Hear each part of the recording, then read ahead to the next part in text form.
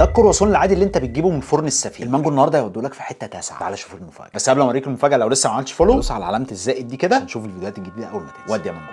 هتجيب 2 كرواسون من اي فرن، اي نوع جبنه كريمي بس تكون ساده، موزتين مع 4 فراولات، واي صوص شوكولاته موجود عندك. هنفتح الكرواسون كاننا بنعمل ساندوتش، ندهن الجبنه الكريمي، بعد كده ننزل بالموز، ننزل عليه بالفراوله، رشه شوكولاته شقيه، ننزل عليه من فوق بدهن الزبده كده عشان يحمر معانا. بعد كده هندخل بيها يا اما في الاير فراير او في الفرن لمده لا تتعدى 3 دقائق لحد ما نوصل للشكل ده والصوت الرهيب ده. نزين بالشوكولاته كده معانا احلى لوحه فنيه. ودي يا منجوجه ندوق. هي شكلها خطير.